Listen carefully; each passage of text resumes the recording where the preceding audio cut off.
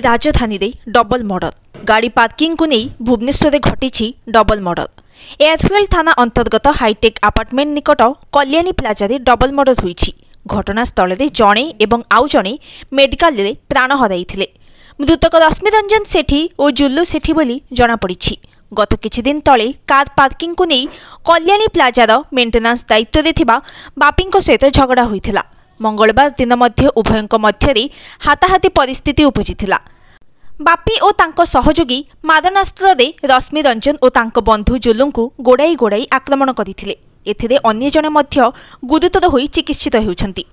Bhubaneswar DCP गतकाली घटनास्थल को जाई निजे छानभिन करिसेंती। हत्याकारी को धरिबाको पुलिस पक्षरु उद्यम जारी रहिछि। राजधानी रे डबल मर्डर पछरे असल रहस्य कोन?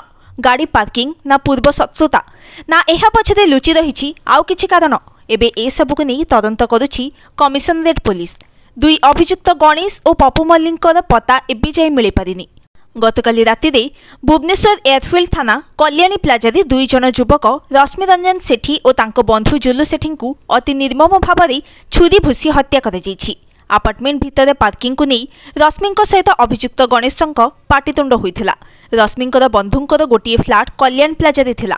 तेणु से किछि मास धरी सेठी निजर कार रखिथिले। हेले एहाको बाहर करिबाको कहिथिले कल्याण प्लाजार सुपरभाइजर गणेश मल्लिक। एहाको नहीं गतकाली पाटितुंड चरम स्थिति रे पहुंचिबा परे किछि संपर्कियों को डाकी रश्मिंक उपरे छुरी रे आक्रमण करिथिले गणेश। एहाको अटकाइबाको चेष्टा करिथिले रश्मिंकर बंधु जुल्लू। तांकु भी गणेश सहयोगी पप्पू छुरी रे भूसी मारिथिले। परे रश्मि को गोटे किलोमीटर जाए गोड़ी गोड़ी आक्रमण करने सहित छुरी भूसी हत्या करथिले।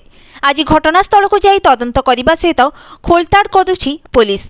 Bureau report news today.